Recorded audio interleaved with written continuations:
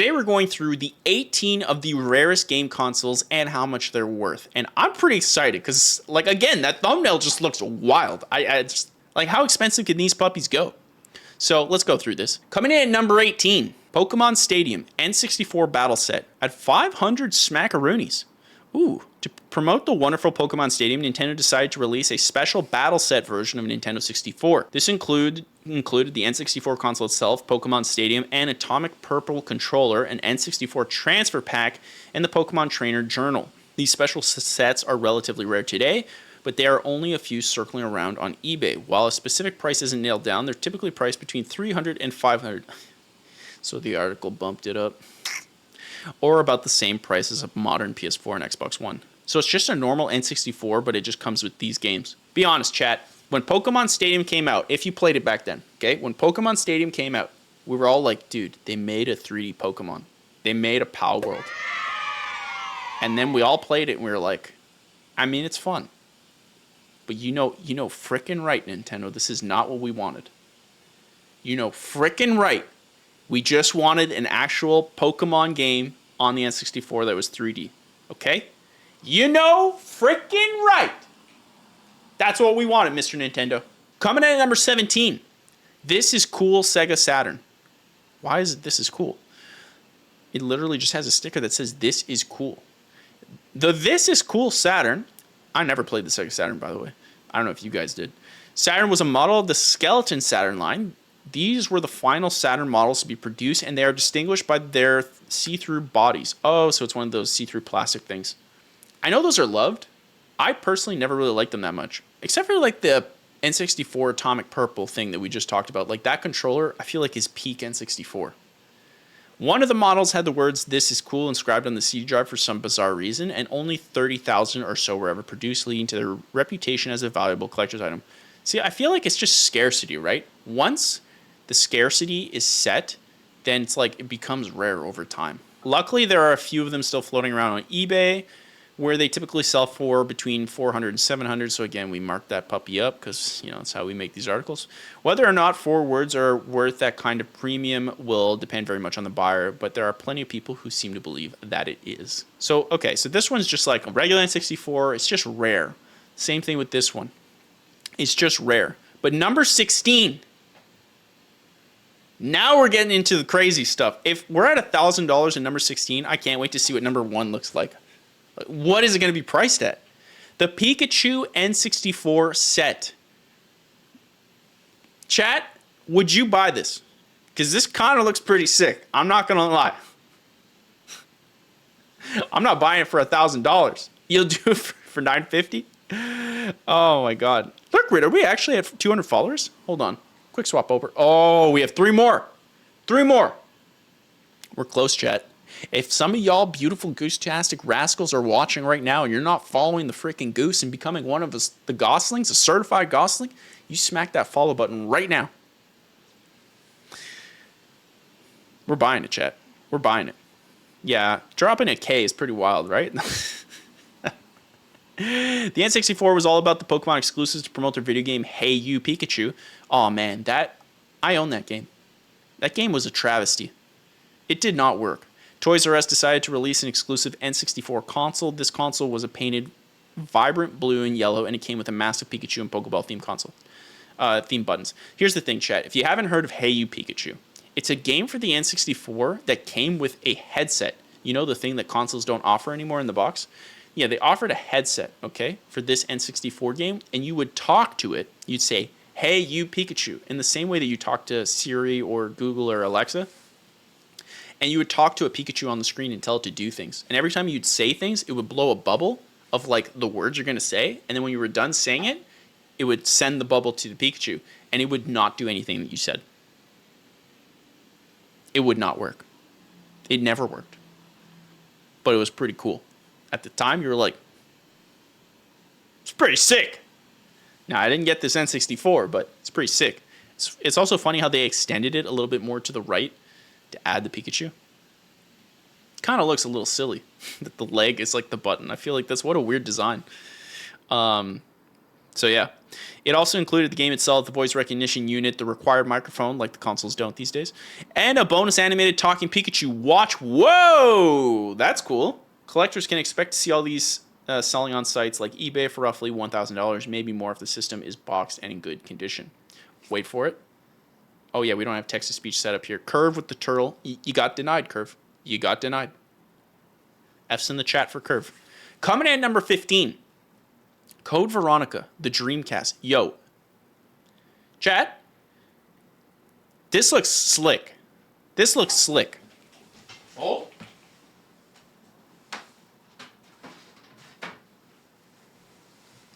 Chat, which are you choosing? Which are you choosing? Red or a classic? Ooh, it's dusty in there. Ugh. You gotta admit, this is they really tried to make it like a PlayStation, right? Straight up, it is a PlayStation. It's kind of wild. But this one doesn't do it for me, for whatever reason. It doesn't do it for me. I don't know. The PS1, though. That boy looking good. That boy looking good. I never played Code Veronica. Is it good? I never played. Maybe I should play every Resident Evil ever. That would be pretty cool. The Dreamcast is an underrated console that was vastly overshadowed by the PS2. That said, it performed reasonably well and had some killer games, thanks in no small part to Sega's excellent working relationship with Capcom. Capcom's got to be one of the greatest companies in gaming, right? I mean, what they've done and how they're still here, killing it after all that time. Really impressive. These included ports of several of the earlier Resident Evil games, as well as the once exclusive Resident Evil Code Veronica, which I've never played. I don't know if that's a good or bad thing.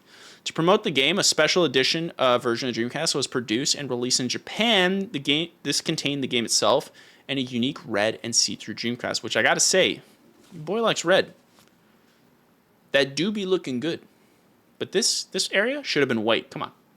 I mean, obviously, it's meant more for a Resident Evil, not Canada, but come on. Is there a guy out there that just like, there's got to be a guy out there who just like paints consoles in the same way that people paint like Nike shoes? Like, I would be into that. Like, paint my consoles a custom thing. That would be a lit. There's got to be a guy. Number 14. Ooh, chat already? Your boy's in. I'm loving the influx of red. I'm loving the influx of red.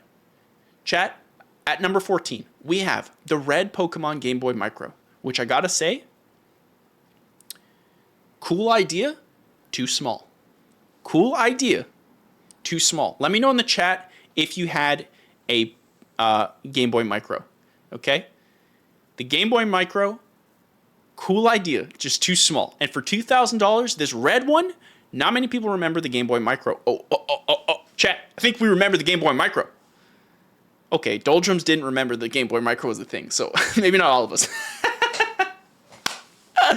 Not many people remember the Game Boy Micro. It was released back in 2005 as a redesigned version of the Game Boy Advance. I never got one because I saw the demo at like Walmart or Toys R Us or whatever it was back then, and I was just like, it's too small. It's too small. Like, it cramped my hands. And it turned out to be the final product in the iconic Game Boy line, which is actually a shame. Bring the Game Boy back, baby. Bring a modernized Game Boy back. Chat. You know how they made the mini version of the NES, and then they made the mini version of the SNES, and then PlayStation copied them and made the mini version of the PlayStation 1, and they all came in preloaded with games and stuff. They were just like tiny, right? Hold on. I'm prepped today. Hold on.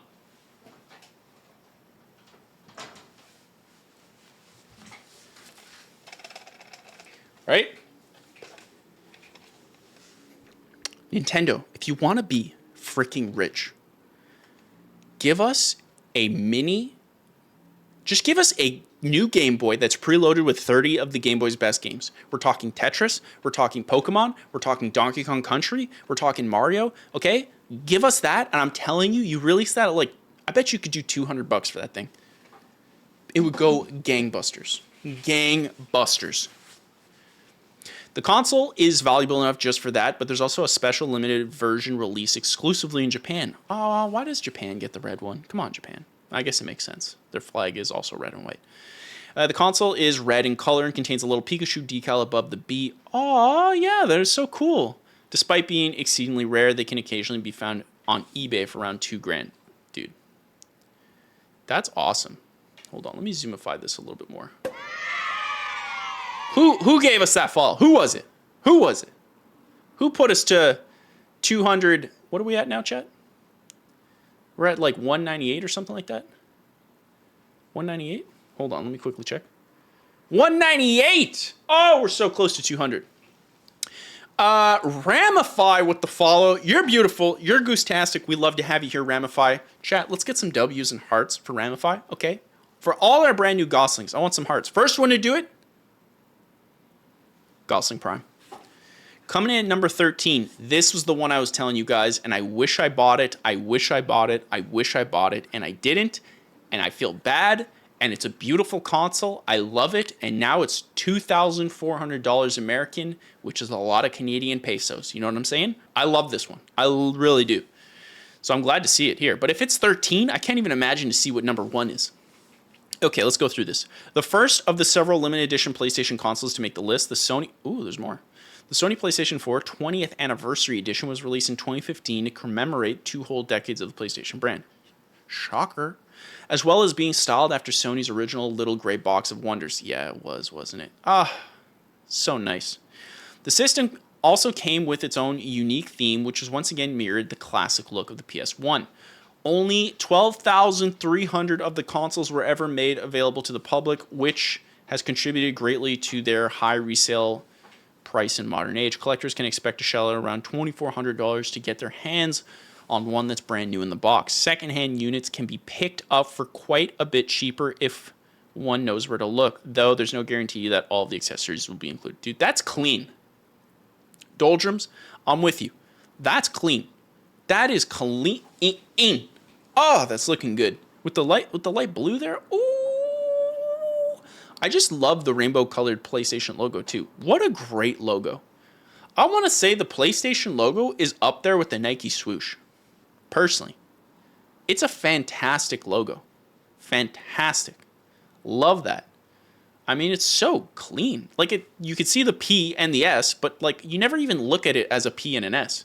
It just looks like this PlayStation. That's what it is. I love it. Coming in at number 12, our first Xbox. The Cuphead Xbox One S. I didn't even know they made this. Did you guys know they made this? Coming in at 3,000 smackaroonies. Most of the rarest video game consoles tend to date back to the 20th century, although there are a handful of more modern systems that can sell for ridiculous prices. One such example is the Cuphead Xbox One S, which, despite being less than 5 years old at the time of writing, is valued around $3,000. I gotta say, it looks clean. That looks clean. Does it not? Cuphead is W. Canadian-made game, too. Toronto, I believe. Right? The limited edition console was created specifically for the game's LA launch event in 2017. Why are we not launching it in Canada? Come on. Only 4 of them, maybe they did, I don't know. Only 4 of them were ever made. 4!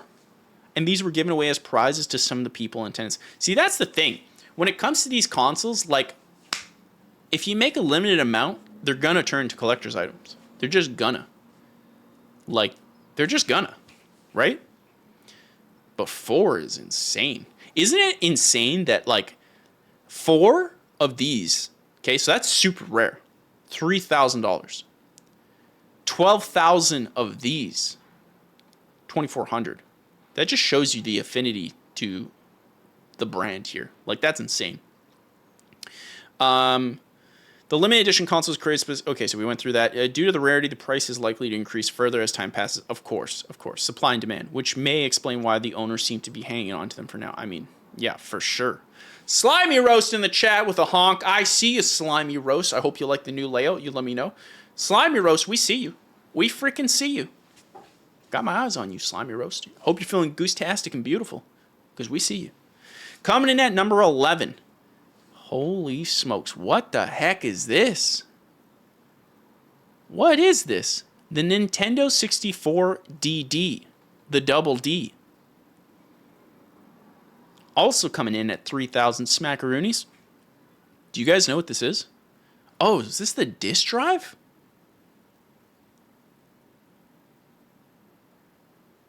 Is this a disk drive? As any self-respecting gamer should know, the N6... Okay, I thought I was going to say you should know about the DD. I was like, bro, I feel attacked. The N64 ran on cartridges, yeah. But at the time, PlayStation was turning heads with a fancy new CD technology, and Nintendo quickly wanted a part of that action. Enter the 64DD, a disk drive peripheral released exclusively in Japan in 1996. Dude, what games run on this? Those games have got to be rare. Fort Gorg, you knew? Fort Gorg, Gosling Prime of the day. It's now gone back to Fort Gorg. My goodness. Yeah, I think this is like the N64 goes on top, from what I remember. Unfortunately, it was a massive commercial failure. I mean, look, when you're chasing trends, does it ever work? Microsoft. Does it ever work? I don't think it ever works. Like, you have to make a better product. You can't just copy. Unfortunately, it was a massive commercial failure, and no one really remembers it even existed. Except for Fort Gorg! And someone in the YouTube comments, probably. But with failure comes rarity, and these babies are on a whole other level of rare. If they can find one on eBay, collectors should expect to pay somewhere between $2,500 and $3,000 for it, depending on the condition. That's the thing, you know, video game nerds, such as ourselves, this stuff is super cool. It's like you get to see, like, they tried something in the industry, it didn't work, and at the time, I'm sure it's incredibly painful for the company, but looking back, like, it's such a piece of history, and it's so cool. Like the Xbox 360 HDD drive, HD DVD drive. I don't know if you guys remember that whole Blu-ray versus HD DVDs. I wonder if that'll be on this list. Coming in at number 10. 10 most expensive consoles of all time. This is number 10. The Sega, that is a nightmare. That is a nightmare to look at. I hate that this exists. But I also love it. First time chat.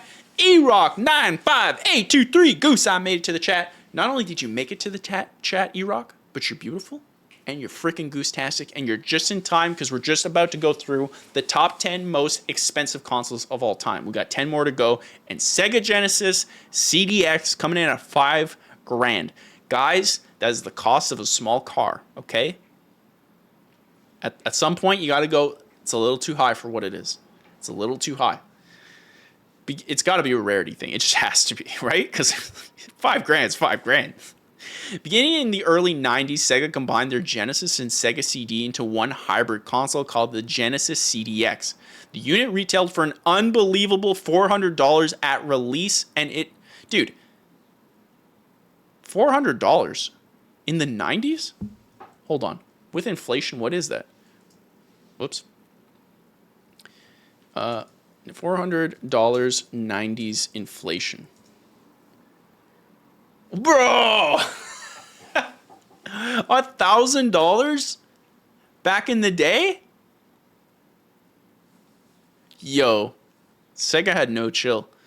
And its exorbitant price resulted in some rather lackluster sales. You think? $1,000 back then. Yo, bro, relax. Of course, the value has only gone up with time, and the Sega Genesis CDX now fetches quite a price on its sites like eBay. A typical run-of-the-mill console sells for $1,000 at the cheapest, although better quality ones often sell upwards of $4,000 to $5,000. It's no joke. Bro, if you're telling me back in the 90s to spend the equivalent of $1,000 based off, you know, what it was with inflation back then, for something that looks like what I'm looking at right now, I would laugh you out of the building. What the heck?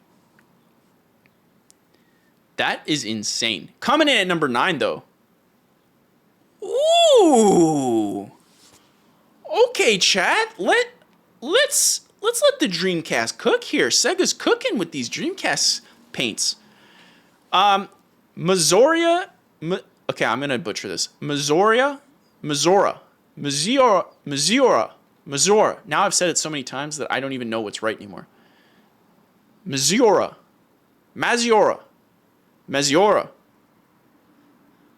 Dreamcast comes in at $6,000. There were quite a few different variations of Sega's final home console, and you just hate to see when a console just loses and just dies. I would love more consoles. You know, I just love consoles. They're so beautiful, so magical. I love them. Although none of them are quite as unique as the, I have to read it again, Mazora Dreamcast. Developed by a Japanese vehicle manufacturer of the same name. Only 500 of them were ever made. That's not the only reason why people are willing to pay upwards of $6,000. Dude, this looks clean. Does this not look clean? Wait, hold on. Chad, you paid $750 for a PS5? Hey, yo. That is true, actually. Forgor immediately corrects me with, like, the Canadian price. I don't think... 750 CAD for a PS5 in Canada? Did I pay that? No. Why am I Googling that? PS5 Canada.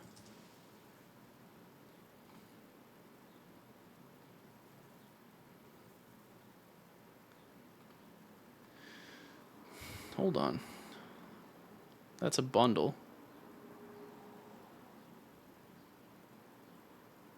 I guess it's the Slim. I don't know what the original was. Well, these are refurbished. Definitely we're close to 700. Yeah, with tax for sure. For Gorg. Yeah. Okay, I see what you're saying. With tax is the most annoying thing ever. You're like, oh, I have enough money to do the thing, and it's like, oh, here's the tax. You're like, well, I guess I'll just die. Because, you know, my taxes are going towards all the nice roads in the country, the really fast healthcare that we have, really great stuff that we have here in Canada. It's really great. The police officers who just tell you to just leave your car keys by the front of the door so that they could just steal your car instead of actually, you know, doing stuff about it. You know, a lot of great stuff going towards our taxes. And that's not a joke. That's an actual thing that just happened in Toronto. So it's fantastic. Absolutely fantastic. Hold on. We got a follower. Are we at 200? Chat, we're one away from 200, and we got Gray Eye with the follow. Thank you so much. Gray Eye with the follow. You're beautiful. You're goose-tastic, and we love to have you here. Back to this, chat, okay? Because that's what Gray Eye wants us to talk about. The console and the controllers feature special coding causing their color to change depending on the lighting and viewing angle. Yo, bring that back. Bring that back. Bring that back. That's so cool. I want that. In certain conditions, the system appears to be aqua blue, but then you can also take a purple coating when viewed from a different angle or the lights. Yo, I want that. I want that. Chat, do we want that? Let me know in chat or YouTube comments if you're watching on YouTube. Do we want this type of paint colors? Bring cool paint colors back, because that is sick. You were 199. Never forget your follow number, okay? It's important. I'm going to quiz you 10 years from now. Ramify, I'm not from Toronto. But I do go to Toronto. But now you just outed yourself, Ramify. I see you. Toronto's Raptors fan. I do go to see Toronto's Raptors games. Toronto's pretty sick. I actually think Toronto's a wonderful city. I love Toronto. I would live in Toronto if I could afford living in Toronto. So basically what we found out is Ramify is either Drake, okay, from the Six, or Ramify is a rich person. Exposed. Coming in at number 8. Dude, the Dreamcast is just slaying these, eh? They do have a Chick-fil-A in Toronto. That's the only place they got a Chick-fil-A. I want a Chick-fil-A. You can't eat it. It is expensive. I mean, like, dude, everything in Canada is freaking expensive. The groceries hit me every week, and I'm like, bro, chill. Dreamcast is back with another W. Coming in at number 8, the Dreamcast Stars Edition at 7,000 smackaroonies. When it comes to rarity, the Stars Dreamcast is right up there with some of the hardest to find systems ever released. I never heard of this before. This is so cool. This was a console officially released by Sega exclusively in Japan. You know, Japan gets all the cool dubs. It had the Game Boy Micro. It had the other red Dreamcast, right? I'm pretty sure that was Japan only. And then this one. It has a gray-blue color scheme, comes with the special star sticker on the disc drive. It has also released an exclusive controller, the video game Code Veronica, again. Okay, so there's 2 Code Veronica consoles? Yo. Capcom just like throwing out dubs for the Dreamcast, Sega. Sega's like, yeah, man. Thank you. Sega, where's your like Sonic console, bro? What are you even doing over there? And some other Resident Evil merchandise. Only 200 consoles were made, so as one might expect, its value has skyrocketed. Of course, supply and demand. It's exceedingly rare to find them on sale, though, although one recently popped on eBay for 7 Gs. Ramify, $100 for a banana, half a used apple, and one time. All times are tough. You know, he's making a joke, but he's not too far off. You know what I'm saying? I think a bottle of Advil pills or Tylenol, I think they like get close to like, with tax, like $40, just a regular bottle. It's like sad. Oh man. Gray Eye says, I was sobbing and slamming my fist at the table when I realized there's no Olive Garden. Did you say Olive Garden instead of Olive Garden? I'm on to you. Gray Eye. You guys are throwing curveballs at me. I don't know what I'm seeing. Slimy Roast going for a 5K while listening to the stream. Oh, Slimy Roast. Can we get some clap emojis or something for Slimy Roast? Let's power him through the 5K. You got this, Slimy Roast. You got this. Okay? You run your 5K. Fast as you can. Dude, this is insane. 7 grand. Coming in at number 7. Oh, yeah. Here we go. So what we found out here is to make your console rare, you need number 1, a low manufactured amount of them. That's number 1. Number 2, you need it to be Pokemon themed or Resident Evil themed. Okay, that's what you need for number 2. And then number 3, you need it to be a special paint color. That's literally it. That's all you need. What is Microsoft and Sony doing right now? And Nintendo, just make this happen. Make this be a thing. Now, this is one beautiful console. I think this is nice. This is pretty clean. This is one beautiful console. According to the seller, this is an extremely rare console that was only given out as prizes to the top players who competed in Pokemon World Champion in 2010, held in Hawaii. Oh, chat, where was our invite? Where was our inv? The console is vibrant yellow, complete with beautiful decals of various Pokemon and the symbol for 2010 Pokemon World Champions in the corner. The seller has valued the console at a whopping 7 Gs, although it doesn't seem to be getting much attention. Okay, so maybe it won't sell for that much. Okay, hold on. I'm going to test my video game knowledge here, or my Pokemon knowledge. Typhlosion? Magnesium? Magnesium? Hula Hoop Girl? Pikachu? Hula Hoop Girl? Not Totodile, but the other one? Jinx's smaller thing, I think. I don't remember. You quizzed me on Gen 1, though. I know Gen 1. Coming in at number 6, chat. Oh. Wait, you're just going to show us the box? What? We need to see what this looks like. Coming in at number 6, the PS1 10 million edition. What does this look like? Oh.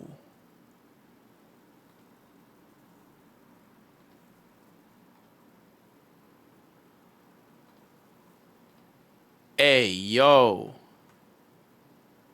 That is clean. Look at that, chat. Ooh. Oh.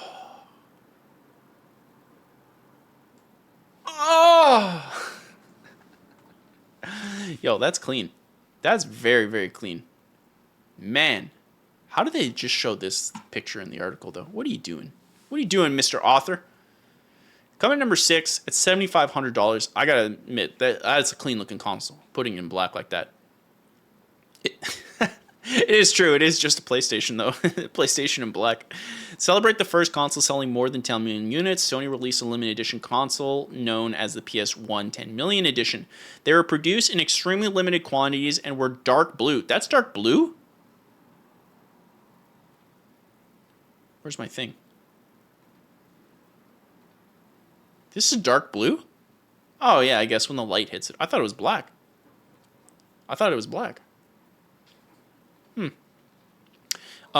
Other than the console's signature gray. The consoles regularly sell more than $5,000 on eBay, with the average price sitting somewhere around the $7,500 mark. That said, tales of people picking up the system for bargain prices at yard sales or secondhand stores do pop up online. Dude, I want to say I saw this on eBay, and I want to say it was $200. You're telling me I took the L. That's what you guys are telling me right now. You're telling me I took the L. I wish I knew that, chat. At least now you guys know. So if you see this, hooked you up. Coming in number 5. Dude, I love the Game Boy. I love the Game Boy, and I love the Game Boy Advance SP. Did you guys have an SP? The foldable Game Boy? Oh, what a W of a console. The gold Minish Cap Game Boy Advance SP coming in at $8,000. Number 5 most expensive console of all time. The exclusive gold Minish Cap Game Boy Advance SP is one of the rarest consoles ever made. According to the seller, this rare limited edition pack is a UK exclusive, and it contains both the Minish Cap video game and a considerably rare gold Game Boy Advance SP. I don't like it. Am I crazy? Chat, am I crazy? I think it's too much. Doesn't look as clean as like the Pikachu one that we just saw earlier. The console itself is rare enough, but this particular copy comes equipped with a factory sealed box in near mint condition, and no, it's not cheap. You already said that, sir. The seller currently has a price at a whopping $8,000 and $334 a month for 24 months for those who would rather pay in installments. Okay. If you're buying a console at this price and you're paying in installments, quite frankly, I have to tell you, you got a problem. You should not be doing that. If you're paying in installments and you're paying interest on this, brother, do other things. Brother, ew. Brother, ew. What's that, brother? Brother. No, there's no reason to do that. You buy these if you have the cash and you're ready to go. You do not get in debt for these things. You have a poor choice of decision making there, I would say. Gray Pro. I can only say it that way, like Dr. Disrespect. My grandfather was a pro Game Boy player. She had a red one with a bunch of games on by her bed. Whoa, what's a pro Game Boy player? Yo, respect to your grandma. Ramify says, just got to spray paint my black Game Boy SP and get my bag. Yeah. Now we're talking. Everybody bust out the spray paint. Coming in number 4. Okay, here's the main thumbnail. I was wondering what the heck this frickin' was. Shadow of the Tomb Raider Xbox One X at $8,400. Yo. That's just everything about this is a flex. Is it not? Everything about this is such a flex. I'm just looking at this in awe. This is insane. Like, all of these consoles, right? Like, you know, Nintendo's like, hey, can you make us a rare gold Minish Cap thing to launch with the game? And the guy's like, yeah, I'll paint it gold. I'll put a little Zelda thing there. Bada boom, bada bing. And then, like, Square Enix was like, yo, Eidos, can you guys make a custom Shadow of the Tomb Raider console? You know, the thing that's nowhere near as successful as Pokemon or Zelda. And can you make your own for Xbox? And they're like, yeah, let us cook. Give us 1 second because we're about to cook. And cook they did, ladies and gentlemen geese. Holy smokes. This looks incredible. I think this is probably too much, like, to be my main console. I don't even know, man. Like, this thing's just such a statement. I love it. The vines on the controller, the vines on there, the little moonlight. Oh my goodness. First time chatter, Bosch Kale Bong Bong. The greatest username I've ever seen. It's not even close. Better than Crack Baby. A couple weeks back. Bosch Kale Bong Bong with the first time chat. You're beautiful. You're goose-tastic. Let me read this. I don't know, but I hope you're doing well, and God bless you and your family. Thank you so much, Bosch Kale Bong Bong. Thank you so much. You're beautiful. You're goose-tastic. We appreciate that you came here in the chat and you said something like that. Mwah!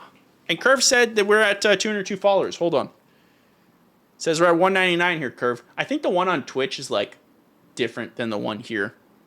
The one here, I think, is accounting for like probably duplicate stuff, something like that. Twitch probably just doesn't care.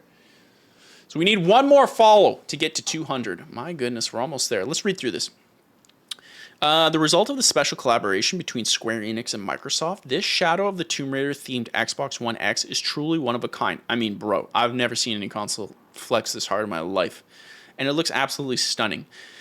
It was auctioned off via eBay with a view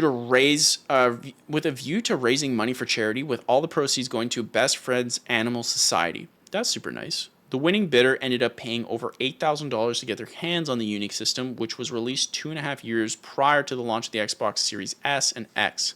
Some may see this as a bit of a waste of money, but considering the limited nature of the console, it's worth more now than it was at the time of sale. Even if it isn't, though, the money at least went to a good cause. Yeah, that's super cool. I think that's super cool how they do stuff like that. And I gotta say, just making one is insane. Don't even make two? At least three? Man, the one person who has this, though, yikes, that's super cool. Now, the number 3 rarest console of all time. I have no idea what this is. I've never heard of this. I have obviously heard of Atari, but I don't know what this is. I don't even know what you're playing here, chat. To tell you how surprised I am for what I'm seeing right now would be an understatement of how surprised I actually am, because what the heck is even this? Atari, once a huge player, I don't know why I paused there. Atari, once a huge player in the video game industry and had... Atari was once a huge player in the video game industry and had several successful home consoles. One market that the company failed to break into, though, was the lucrative handheld set. This is a handheld? Which is, it one-time rival Nintendo would eventually go to dominate. Yep, definitely. That wasn't for lack of trying, though. Bro, if this is them trying, if this is Atari trying for the handheld stuff, it's no wonder they failed. It's no wonder they failed consoles. It's no wonder they failed here. Brother, I wouldn't show this to my dog.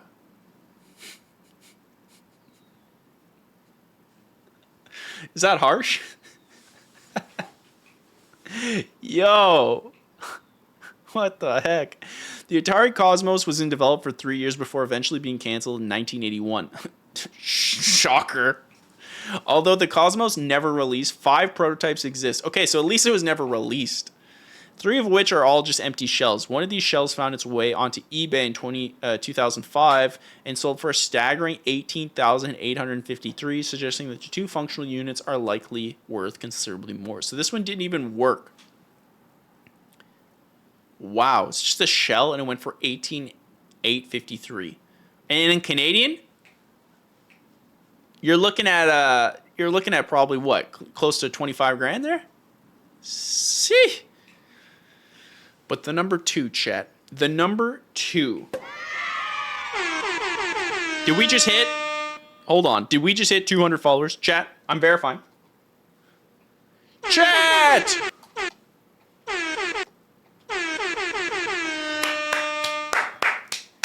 Shorter Avery, 53 with the follow. Not only are you goose-tastic, not only are you beautiful, but you brought the stream to 200 followers, our monthly goal, and we already dominated it in less than 2 weeks. Chat, can we get some W's for this gentleman? Shorter Avery, 53. W's, handshakes, hearts, hugs, kisses, diamonds, pineapple pizzas. Guys, we did it. 200 frickin' followers. Chat, the Goslings are the greatest gaming community in the world, and Goose Morning Live is only getting bigger every single week. Chat, you're all W's. Share amongst all of your W's. You are the W's. You are the W's, not I. It is you that are the W's. Chat, we're growing. We're growing so fast. I'll tell you, if the Atari Cosmos is worth $18,853, what are the Goslings worth? That's what I want to know. Shorter Avery with the first time chat says, I'm happy to be here. Found your channel a few days ago and have been binging your videos. Thank you so much, Shorter Avery 53. We really appreciate that you took the time to say something like that. Such a beautiful, beautiful comment. Make sure to let me know what your favorite video is. I'm going to look out for you in the YouTube comments. If I see you, give you one of them little goose hearts.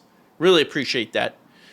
Oh my goodness. You guys are priceless. I'll tell you that. You guys are priceless. You guys are number ones. Okay? You guys are gold. You guys are diamonds. You guys are pearls. You're definitely priceless. But you know what isn't priceless? Number 2 on this list. Okay? Number 2 on this list. The Nintendo PlayStation. Yo.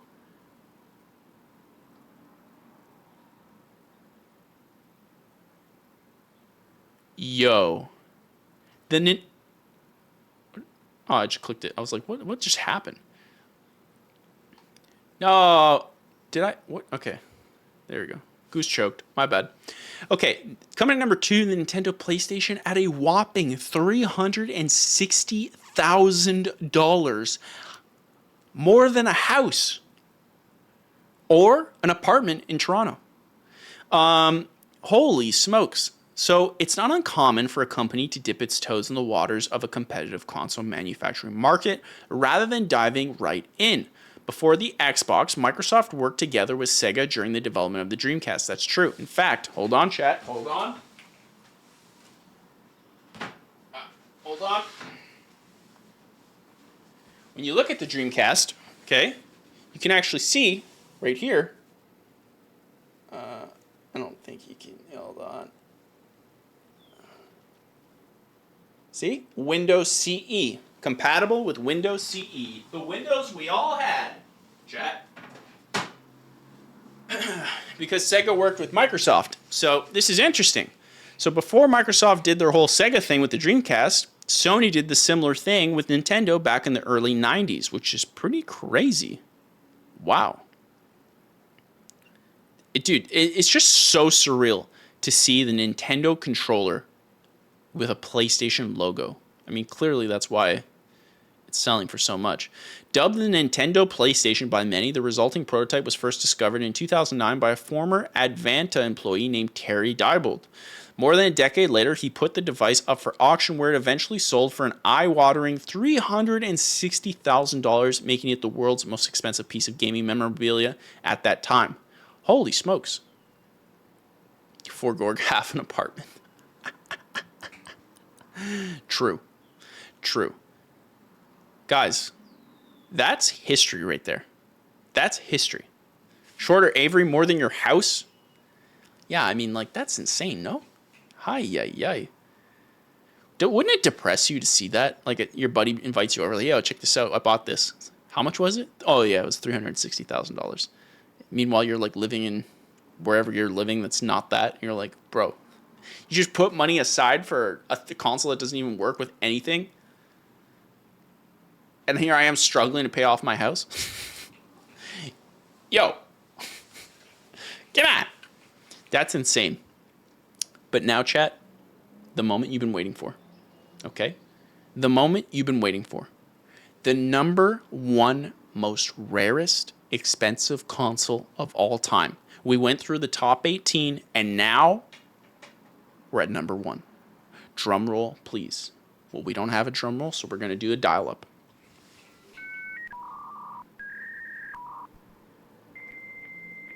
Thank you, camera guy.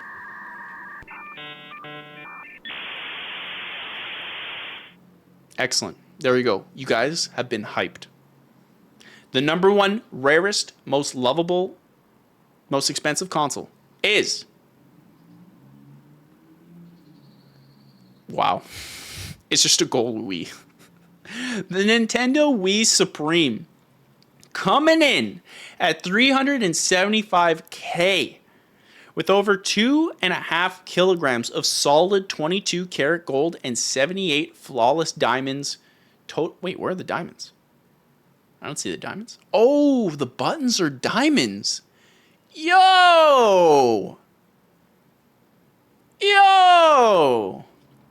78 flawless diamonds totaling 19.5 carats. The Nintendo Wii Supreme definitely lifts up to its name.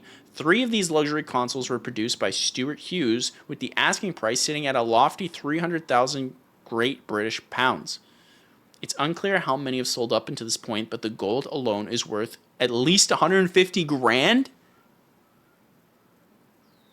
Really? Just the gold? You're telling me I can melt this down and it's worth 150 grand? Yo. Yo.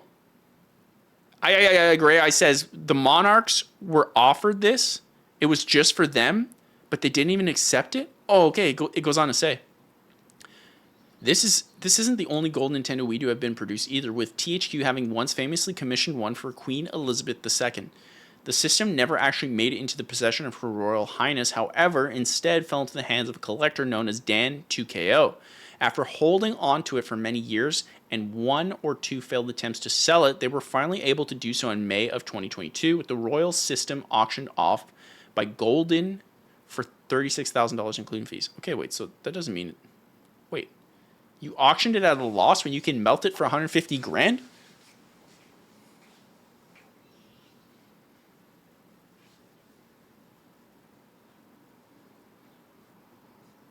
Bro.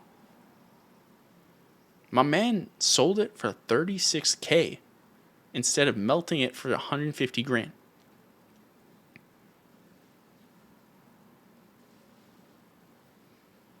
Chat. Now, I'm no mathematician. Chat.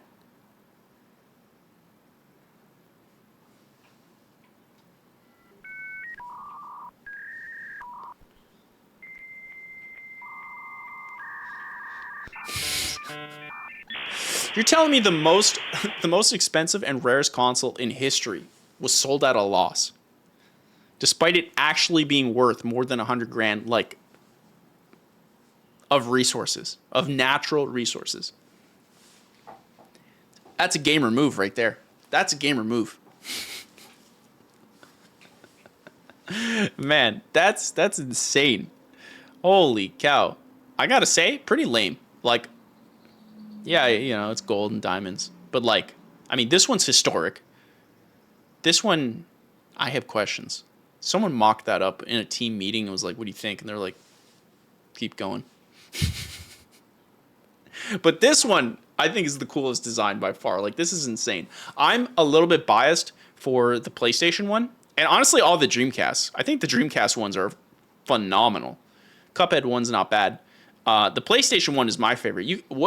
Let me know in the YouTube comments, and obviously chat. Let me know which one is your favorite. Dude, the red Game Boy Micro is pretty awesome. Same thing with the Sega Dreamcast. Like, I love the red. I do not like this one. That's an L. Also L. Also L.